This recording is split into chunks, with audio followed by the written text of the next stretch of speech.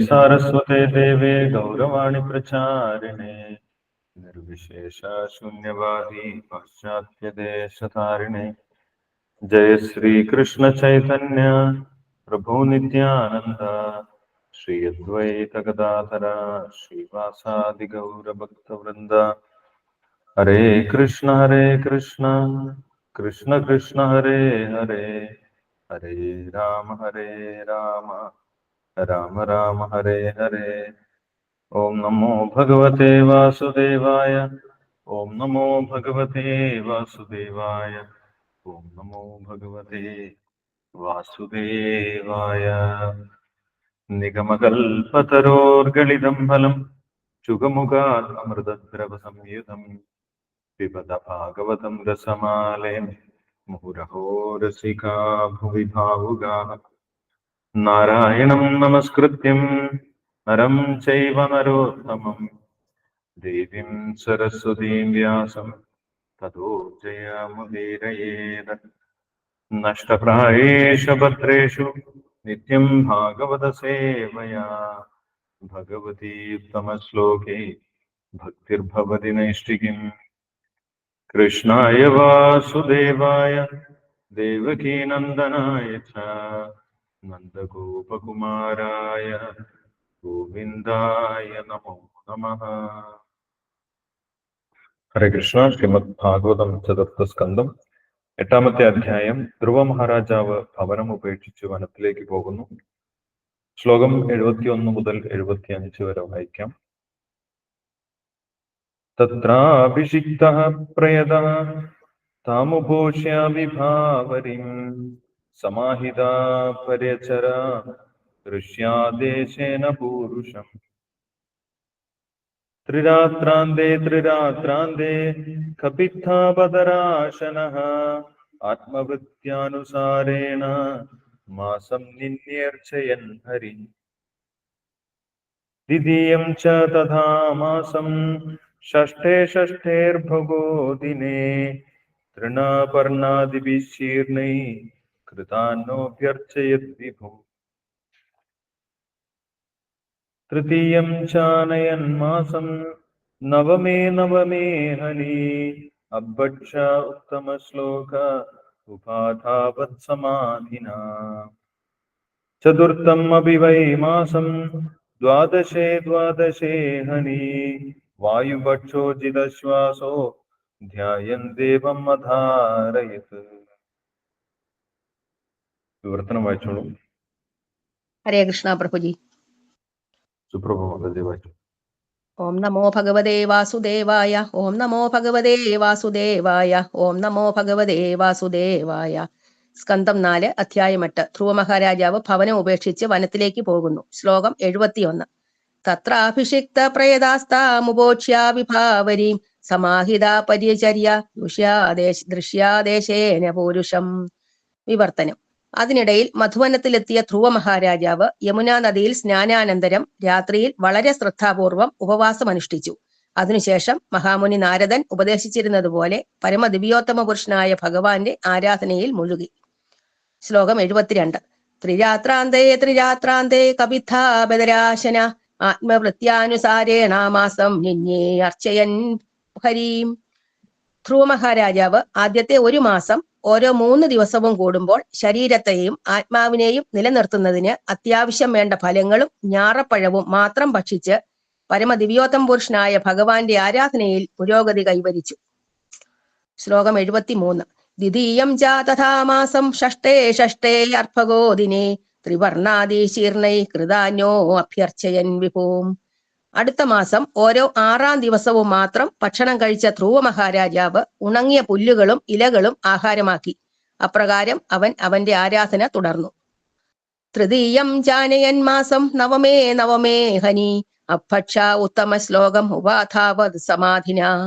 3-ാം മാസത്തിൽ അവൻ ഓരോ 9-ാം ദിവസവും ജലം മാത്രം പാനം ചെയ്തു. അപ്രകാരം അവൻ സമ്പൂർണ്ണ ധ്യാനത്തിൽ മുഴുകി തെരഞ്ഞെടുക്കപ്പെട്ട ശ്ലോകങ്ങളാൽ പുകഴ്ത്തപ്പെടുന്ന പരമദിവ്യോത്തമ പുരുഷനായ ഭഗവാനെ ആരാധിച്ചു. ശ്ലോകം 75. ചതുർത്ഥമപി വൈ മാസം ദ്വാദശേ ഹനി വായുഭക്ഷോജിതശ്വാസോ ധ്യായൻ ദേവമധാരയത്. വിവർത്തനം. 4-ാം മാസത്തിൽ ധ്രുവ മഹാരാജാവ് ശ്വാസോച്ഛ്വാസ വ്യായാമത്തിന്റെ സമ്പൂർണ്ണ നിയന്ത്രിതാവായി തീരുകയും 12 ദിവസത്തിൽ ഒരിക്കൽ മാത്രം ഉള്ളിലേക്ക് ശ്വാസം എടുക്കാൻ തുടങ്ങുകയും ചെയ്തു. ഈ രീതിയിൽ അവൻ തന്റെ സ്ഥിതി പരിപൂർണമായി ഉറപ്പിക്കുകയും പരമദിവ്യോത്തമ പുരുഷനായ ഭഗവാനെ ആരാധിക്കുകയും ചെയ്തു. ഹരേ കൃഷ്ണ കൃഷ്ണ കൃഷ്ണ ഹരേ ഹരേ, ഹരേ രാമ രാമ രാമ ഹരേ ഹരേ. ഹരേ കൃഷ്ണ പ്രഭു, ഹരേ കൃഷ്ണ. ഹരേ കൃഷ്ണ. താങ്ക് യു സുപ്രഭ മാതാജി. അപ്പോൾ ഇവിടെ നമ്മൾ കഴിഞ്ഞ ദിവസം കണ്ടത് നാരദ മഹർഷി ധ്രുവന് നിർദ്ദേശങ്ങളൊക്കെ നൽകിയതിനു ശേഷം ധ്രുവന്റെ പിതാവായിട്ടുള്ള ഉത്താനപാദന്റെ കൊട്ടാരത്തിലേക്ക് പോയി. അവിടെ ഉത്താനപാദൻ വളരെ വിഷമിച്ചിരിക്കുന്നുണ്ടായിരുന്നു. എന്താണ് വിഷമത്തിന്റെ കാരണം എന്ന് ചോദിച്ച സമയത്ത് ഉത്താനപാദൻ താൻ ചെയ്ത കഠിനമായിട്ടുള്ള പ്രവൃത്തി, ധ്രുവനോട് ചെയ്തത് വലിയ കഠിനമായിട്ടുള്ള പ്രവൃത്തിയായിപ്പോയി, ക്രൂരമായിട്ടുള്ള പ്രവൃത്തിയായിപ്പോയി. തന്റെ ഭാര്യയുടെ വാക്കുകേട്ട്, ദുരുചിയുടെ വാക്കുകേട്ട് ഞാൻ ധ്രുവനെ അവഗണിച്ചു, ധ്രുവനോട് ക്രൂരമായിട്ട് പെരുമാറിപ്പോയി. ധ്രുവൻ യാതൊരു തെറ്റും ചെയ്തിട്ടുണ്ടായിരുന്നില്ല. തന്റെ അടുത്ത് സ്നേഹപൂർവം തന്റെ ഒരു ലാളനയ്ക്ക് വേണ്ടി, ഒരു ലാളന അനുഭവിക്കുന്നതിന് വേണ്ടിയാണ് അവൻ തന്റെ അടുത്തേക്ക് വന്നത്, തന്റെ മടിയിൽ കയറാൻ ശ്രമിച്ചത്.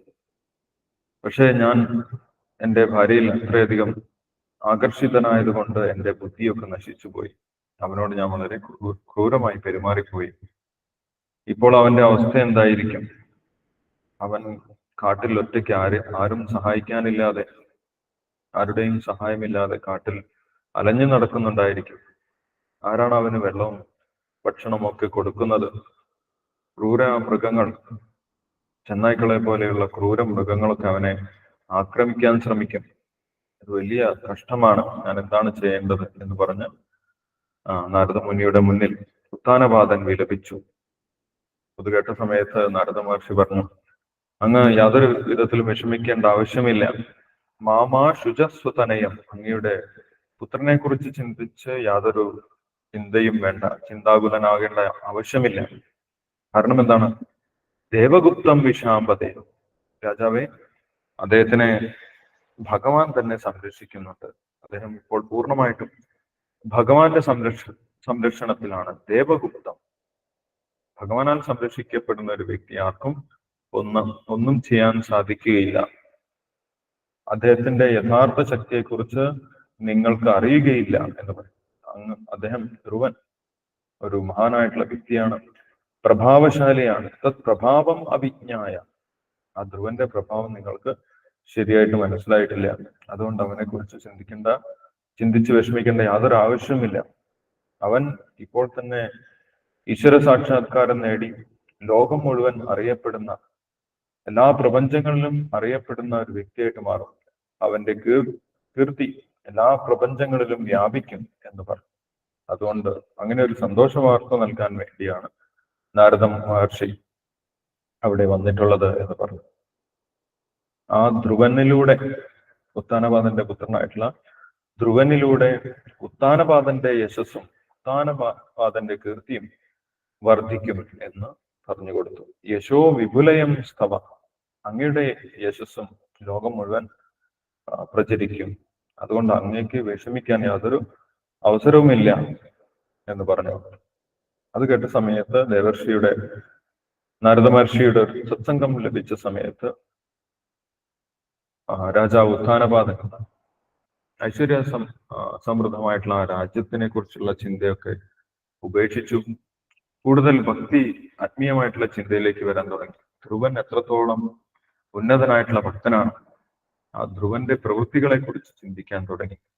അങ്ങനെ ഉത്താനപാദന്റെ മനസ്സും ശുദ്ധമാവാൻ തുടങ്ങി എന്ന് പറഞ്ഞു. അതിനുശേഷമാണ് ധ്രുവൻ എന്താണ് ചെയ്തത്? നാരദ മഹർഷിയുടെ നിർദ്ദേശം കേട്ടതിന് ശേഷം ധ്രുവൻ വൃന്ദാവനത്തിലെ മധുവനത്തിലേക്ക് പോയിട്ടുണ്ടായിരുന്നു. യമുനയുടെ തീരത്ത് തപസ്സനുഷ്ഠിക്കുന്നതിനായിട്ട് പോയിട്ടുണ്ടായിരുന്നു. സത്യയുഗമായതുകൊണ്ട് പ്രത്യേകിച്ചും ധ്യാനമാർഗത്തിലൂടെ ഭഗവാനെ ആരാധിക്കുന്നതിനും പ്രാണായാമത്തിലൂടെ മനസ്സിനെയും ഇന്ദ്രിയങ്ങളെയും നിയന്ത്രിക്കുന്നതിനും ഭഗവാന്റെ വിഗ്രഹാരാധന ചെയ്യുന്നതിനും ഓം നമോ ഭഗവതേ വാസുദേവായ എന്നുള്ള ദ്വാദശാക്ഷര മന്ത്രത്തിലൂടെ ഭഗവാനെ ഉപാസിക്കുന്നതിനുമായിരുന്നു നാരദ മഹർഷി നിർദ്ദേശം നൽകിയിട്ടുണ്ടായിരുന്നത്. അത് അതേപടി ധ്രുവൻ പാലിച്ചു എന്ന് നമുക്ക് 71-ാമത്തെ ശ്ലോകത്തിൽ നിന്ന് മനസ്സിലാക്കാൻ സാധിക്കും. തത്ര അഭിഷിക്ത പ്രിയതം, എന്താണ് ധ്രുവൻ ചെയ്തത് എന്നാണ്. മധുവനത്തിൽ എത്തിയതിനു ശേഷം ധ്രുവൻ എന്താണ് ചെയ്തത്, എങ്ങനെയാണ് ഭഗവാനെ ആരാധിച്ചത് എന്നാണ് ഇനിയുള്ള ശ്ലോകങ്ങളിൽ വിശദീകരിക്കുന്നത്. തത്ര അഭിഷിക്ത പ്രിയതം താമുപോഷ്യ വിഭാവരിം സമാഹിത പര്യചരം ദൃശ്യാദേശേന പുരുഷം. അന്നത്തെ രാത്രി, ആദ്യ ദിവസം രാത്രി യമുനാ നദിയിൽ കുളിച്ച് ശുദ്ധനായതിനു ശേഷം പൂർണ്ണമായിട്ടും ഉപവസിച്ചു. അന്ന് യാതൊന്നും കഴിച്ചില്ല, അന്ന് യാതൊന്നും കഴിക്കാനുണ്ടായിരുന്നില്ല. മാത്രമല്ല അദ്ദേഹം അന്ന് രാത്രി മുഴുവൻ ഉപവാസം അനുഷ്ഠിച്ചു എന്ന് പറയും. ഉപോഷ്യ വിഭാവന, ആ രാത്രി, ആദ്യത്തെ രാത്രി പൂർണ്ണമായിട്ടും ഉപവസിച്ചു. തത്രാഭിഷിക്ത പ്രയത, ഗംഗയിൽ യമുനയിൽ സ്നാനം ചെയ്ത് ശുദ്ധനായതിനു ശേഷം അന്ന് പൂർണ്ണമായിട്ടും ഉപവസിച്ചു എന്ന് പറയും. സമാഹിത പര്യചര, അടുത്ത ദിവസം മുതൽ വളരെ ശ്രദ്ധയോടുകൂടി, സമാഹിത പരിപൂർണ ശ്രദ്ധയോടുകൂടി, പൂർണ്ണ വിശ്വാസത്തോടുകൂടി എന്താണോ നാരദ മഹർഷി ഉപദേശിച്ചത് അതിനനുസരിച്ച് തന്നെ പ്രവർത്തിക്കാൻ തീരുമാനിച്ചുകൊണ്ട് ഭഗവാന്റെ ആരാധനകൾ ചെയ്യാൻ ആരംഭിച്ചു എന്നാണ് പറയുന്നത്. പര്യചരൻ ഋഷി ആദേശേന, എന്താണോ ഋഷി നാരദ മഹർഷി ഉപദേശിച്ചത്, ഉപദേശം നൽകിയത്, ആജ്ഞ നൽകിയത്, അതിനനുസരിച്ച് തന്നെ പ്രയത്നിച്ചു എന്ന് പറയും. ആദേശേന പുരുഷം, പരമപുരുഷനായിട്ടുള്ള ഭഗവാനെ ആരാധിക്കാൻ ആരംഭിച്ചു. ഇതിന്റെ ഭാവാർത്ഥത്തിൽ, ഈ ശ്ലോകത്തിന്റെ ഭാവാർത്ഥത്തിൽ ശീലപ്രഭുപാദർ പറയുന്ന ഒരു കാര്യമുണ്ട്. ആത്മസാക്ഷാത്കാരത്തിന്റെ അല്ലെങ്കിൽ ഈശ്വര സാക്ഷാത്കാരത്തിന്റെ വിജയത്തിന്റെ രഹസ്യം എന്ന് പറയുന്നത് ഗുരുവിന്റെ ആജ്ഞ അനുസരിച്ച് പ്രവർത്തിക്കുക എന്നുള്ളതാണ്. അല്ലെ, ഗുരു ഇല്ലാതെ നമ്മൾക്ക് ഭഗവാനെ സാക്ഷാത്കരിക്കാൻ സാധിക്കുകയില്ല. ഓം അജ്ഞാനതിമിരാന്തസ്യ ജ്ഞാനാഞ്ജന ശ്ലാഘ്യ ചക്ഷുരുന്മീലിതം തസ്മൈ ശ്രീ ഗുരവേ നമഃ എന്ന് പറയും. ആ ഗുരുവാണ് നമ്മൾക്ക് ഭഗവാനെ കാണുന്നതിനുള്ള മാർഗം പറഞ്ഞു തരുന്നത്. ആ മാർഗത്തിലൂടെ സഞ്ചരിച്ചാൽ മാത്രമേ നമ്മൾക്ക് ഭഗവാനിൽ എത്തിച്ചേരാൻ സാധിക്കുള്ളൂ. അപ്പൊ ഭഗവാനെ സാക്ഷാത്കരിക്കുക എന്ന് പറയുന്നത് അത്ര എളുപ്പമല്ല എന്ന് ധ്രുവന്റെ പ്രവൃത്തികൾ കാണുന്ന സമയത്ത്, ധ്രുവന്റെ കഠിനമായിട്ടുള്ള നിഷ്ഠകൾ കാണുന്ന സമയത്ത് നമ്മൾക്ക് മനസ്സിലാവും. അല്ലെ, നമ്മൾ സാധാരണ പറയുന്നു എന്താണ്, ഞാൻ ഭഗവാന്റെ വലിയ ഭക്തനാണ്, ഭഗവാൻ എന്റെ സ്വപ്നത്തിൽ വന്ന് എന്നോട് സംസാരിക്കാറുണ്ട്, അല്ലെങ്കിൽ ഞാൻ ഗുരുവായൂരിൽ പോയ സമയത്ത് ഭഗവാനെ ദർശിച്ചു എന്നൊക്കെ നമ്മൾ വളരെ നിസ്സാരമായിട്ട് ഭഗവാനെ കുറിച്ച് പറയാറുണ്ട്. അതൊക്കെ നമ്മുടെ മനസ്സിന്റെ ഊഹങ്ങൾ മാത്രമാണ്. യഥാർത്ഥത്തിൽ ഈശ്വര സാക്ഷാത്കാരം ലഭിക്കുക എന്ന് പറയുന്നത് അത്ര ഈസി അല്ല എന്ന് ധ്രുവന്റെ ആ നിഷ്ഠ കാണുന്ന സമയത്ത് നമുക്ക് മനസ്സിലാവും. അപ്പം ധ്രുവൻ വിജയിച്ചത് എന്താണോ ഗുരു പറഞ്ഞു കൊടുത്തത് അതിനനുസരിച്ച് തന്നെ വിശ്വാസപൂർവം പ്രവർത്തിച്ചത് കൊണ്ടാണ് എന്നുള്ള കാര്യം ഇവിടെ വിശദീകരിക്കുന്നത്. ഇനി ധ്രുവന്റെ നിഷ്ഠകളെ കുറിച്ചാണ് അടുത്ത ശ്ലോകങ്ങളിൽ പറയുന്നത്. ത്രിരാത്രാന്തേ കപിത്ഥബദരാശനഃ ആത്മവൃത്യാനുസാരേണ മാസം നിന്യേർച്ചയൻ ഹരി. ആ പരമകൃഷ്ണനായിട്ടുള്ള ഹരിയെ തൃപ്തിപ്പെടുത്തുന്നതിനായിട്ട് ആദ്യത്തെ മാസം ത്രിരാത്രാന്തേ 3 ദിവസം കൂടുമ്പോൾ മാത്രമാണ് എന്തെങ്കിലും ധ്രുവൻ ഭക്ഷണമായിട്ട് കഴിച്ചത്. എല്ലാ ദിവസവും ഭക്ഷണം കഴിച്ചില്ല എന്നാണ് പറയുന്നത്. 3 ദിവസം കൂടുമ്പോൾ മാത്രം കപിത്ത ബദരാശന. കപിത്തം എന്ന് പറയുന്നത് കുരങ്ങന്മാര് കഴിക്കുന്ന ഒരു പ്രത്യേകതരം ഫലമാണ്. കാട്ടിൽ കാണുന്ന മനുഷ്യന്മാരൊന്നും കഴിക്കാത്ത ഒരു ഫലം, കുരങ്ങന്മാര് കഴിക്കുന്ന ഒരു പഴമാണ് കപിത്തം. പിന്നീട് ബദരം എന്ന് പറയുന്നത് ഞാറപ്പഴമാണെന്ന് അവിടെ പറയുന്നുണ്ട്. അപ്പൊ കപിത്തവും കുരങ്ങന്മാര് കഴിക്കുന്ന ആ പഴം, അതേപോലെ ഞാറപ്പഴവുമാണ് ധ്രുവൻ ആദ്യത്തെ മാസത്തിൽ കഴിച്ചത്. 3 ദിവസം കൂടുമ്പോൾ മാത്രമാണ് കുറച്ച് കഴിച്ചത്. അതും വയറു നിറച്ച് കഴിക്കുകയല്ല ചെയ്തത്. എന്തിനു വേണ്ടിയിട്ടാണ് കഴിച്ചത്? ആത്മവൃത്യാനുസാരേണ. ആ ശരീരം ശരീരത്തിൽ ജീവൻ നിൽക്കാൻ വേണ്ടി മാത്രമാണ് ധ്രുവൻ ഭക്ഷണം കഴിച്ചത്. അല്ലെ, അത് വലിയൊരു തപസ്സിന്റെ ഭാഗമാണ് ഭക്ഷണ നിയന്ത്രണം എന്ന് പറയുന്നത്. അപ്പോൾ ആദ്യത്തെ മാസത്തിൽ ഈ ഫലങ്ങൾ കഴിച്ചിട്ടുണ്ടായിരുന്നു. 3 ദിവസം കൂടുന്ന സമയത്ത് ഫലങ്ങൾ കഴിച്ചിട്ടുണ്ടായിരുന്നു. ഭാവാർത്ഥത്തിൽ ശീലപ്രഭാതർ പറയുന്നത് ധ്രുവന്റെ ആ ഒരു കഠിനമായിട്ടുള്ള നിഷ്ഠകൾ ഭക്തന്മാർക്കൊക്കെ വലിയ മാതൃകയാണ്. പക്ഷെ നമ്മൾക്ക് ധ്രുവനെ അതേപടി ഒരിക്കലും പിന്തുടരാൻ സാധിക്കുകയില്ല. ധ്രുവന്റെ മാർഗം അതേപടി നമ്മൾക്ക് പിന്തുടരാൻ സാധിക്കുകയില്ല, അല്ലെ, കലിയുഗത്തിൽ പ്രത്യേകിച്ച്. അതുകൊണ്ട് ശ്രീ ചൈതന്യ മഹാപ്രഭുവിന്റെ അനുഗ്രഹം കൊണ്ട് നമ്മൾക്കുള്ള മാർഗം വളരെ എളുപ്പമാക്കി തന്നിട്ടുണ്ട്. നമ്മളോട് കാട്ടിൽ പോയിട്ട് തപസ് ചെയ്യുന്നതിനോ ഇങ്ങനെ ഫലങ്ങൾ മാത്രം കഴിച്ച് ജീവിക്കുന്നതിനോ നിർദ്ദേശിച്ചിട്ടില്ല. നമ്മൾക്ക് കഴിക്കാം, പക്ഷേ ഭഗവാന് നിവേദിച്ച പ്രസാദം കഴിക്കണം എന്ന് പറയും. ഭഗവാന് നിവേദിച്ച പ്രസാദമായിരിക്കണം കഴിക്കേണ്ടത്. ധ്രുവന്റെ അത്രയും കഠിന നിഷ്ഠകൾ നമ്മൾ ചെയ്യേണ്ട ആവശ്യമില്ല. നമ്മളോടുള്ള സഹാനുഭൂതി കൊണ്ട് ചൈതന്യ മഹാപ്രഭു വളരെ ഈസിയാക്കി തന്നിട്ടുണ്ട്. നാമജപം ചെയ്യണം, ഭഗവാന്റെ പ്രസാദം മാത്രം കഴിക്കണം. അതാണ് നമ്മൾക്കുള്ള പ്രധാന നിഷ്ഠ. അതേപോലെ ഭഗവാന്റെ വിഗ്രഹാരാധന ചെയ്യുകയും വേണം. പക്ഷെ ഇത് സത്യയുഗത്തിലായിരുന്നു. മാത്രമല്ല, ധ്രുവൻ എന്ന് പറയുന്നത് വലിയൊരു ഉന്നതനായിട്ടുള്ള വൈഷ്ണവനാണ്. വലിയ ഉന്നതരായിട്ടുള്ള വൈഷ്ണവരെ അതേപടി അനുകരിക്കാൻ നമ്മൾക്ക് സാധിക്കില്ല. പക്ഷെ അവരെ അനുസരിച്ച് അതേ തത്വം നമ്മൾക്ക് പിന്തുടരാൻ സാധിക്കും. ആ തത്വം നമ്മൾ തീർച്ചയായിട്ടും പിന്തുടരണം എന്ന് തന്നെയാണ് ശീലപ്രഭുപാദർ പറയുന്നത്. ദ്വിതീയം ച തഥാ മാസം ഷഷ്ഠേർഭഗോ ദിനേ തൃണവർണാദിവിശീർണൈ കൃതാന്നോ അഭ്യർച്ചയൻ വിഭും. രണ്ടാമത്തെ മാസം, ഒരു മാസം അങ്ങനെ പോയി, ഫലങ്ങളും ഞാറപ്പഴവും ഒക്കെ കഴിച്ചു പോയി. രണ്ടാമത്തെ മാസത്തിൽ ഷഷ്ഠേ 3 ദിവസം കൂടുമ്പോൾ കഴിക്കുന്നത് നിർത്തി 6 ദിവസം കൂടുമ്പോൾ മാത്രം, ആഴ്ചയിൽ ഒരിക്കൽ മാത്രം കഴിക്കാൻ തുടങ്ങി. അതും ഫലങ്ങളൊക്കെ കഴിക്കുന്നത് നിർത്തി. ഫലങ്ങൾ കഴിക്കുന്നത് കുറച്ച് ആഡംബരമാണ്, കൂടുതലാണ് എന്ന് വിചാരിച്ച് എന്താണ് രണ്ടാമത്തെ മാസം കഴിക്കാൻ തുടങ്ങിയത്? തൃണപർണാദിവി, കുറച്ച് പുല്ലും കുറച്ച് ഇലയും ഒക്കെ കഴിച്ച് ആവശ്യപ്പടയ്ക്കും.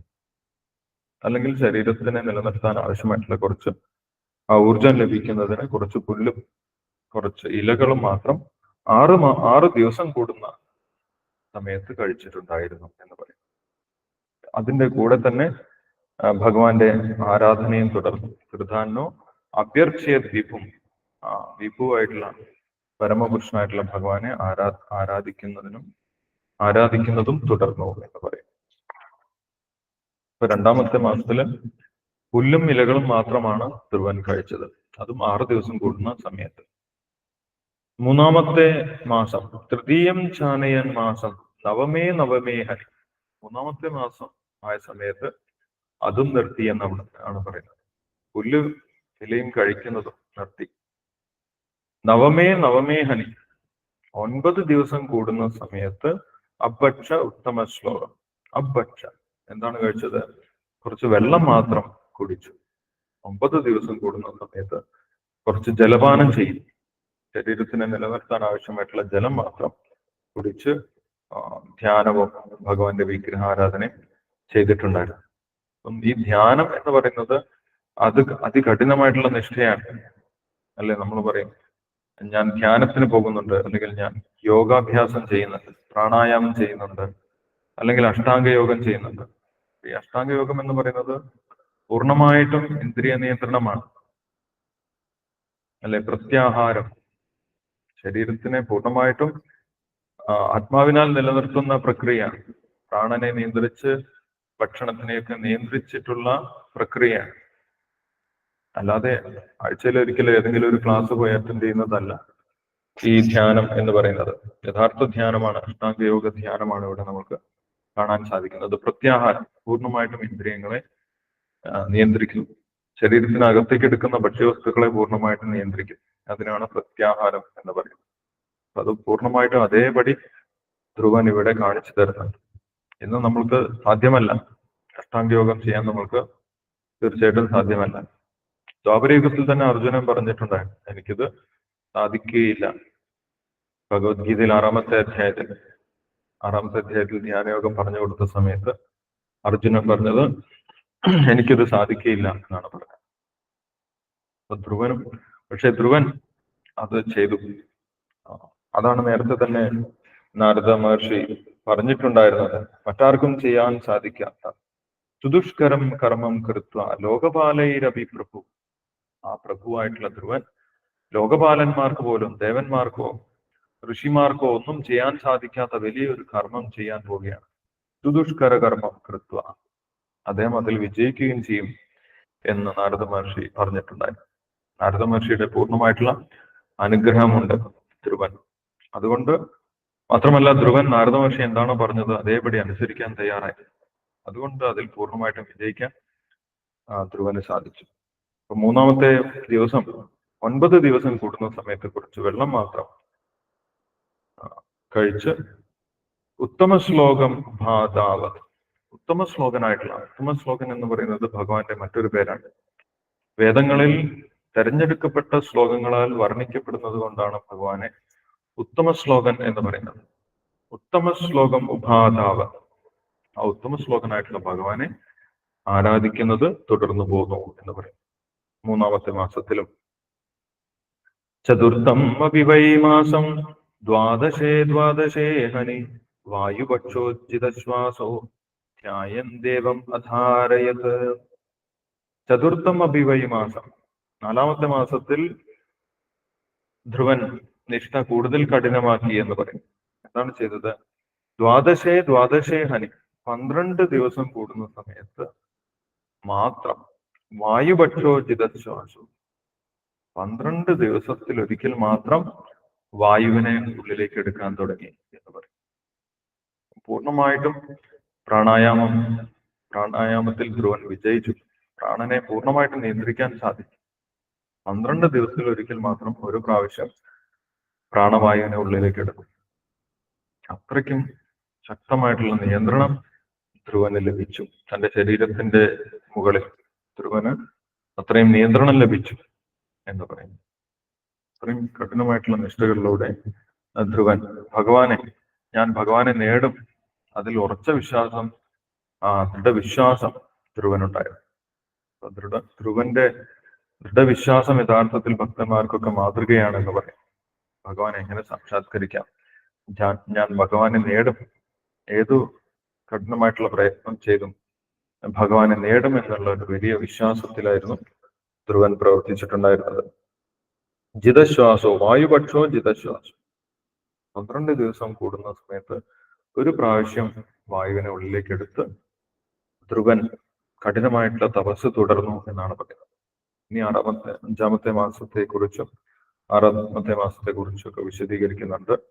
ധ്രുവൻ എങ്ങനെയാണ് ആ കഠിന നിഷ്ഠ തുടർന്നത് എന്ന് അടുത്ത ശ്ലോകങ്ങളിൽ വായിക്കാം. നമുക്ക് അടുത്ത ദിവസം വായിക്കാം. നാമം ജപിക്കാം. ഹരേ കൃഷ്ണ. हरे कृष्णा जी। जपिച്ചു. जय श्री कृष्ण चैतन्य प्रभु नित्यानंदा श्री अद्वैत गदाधर श्रीवासादि गौर भक्त वृंदा।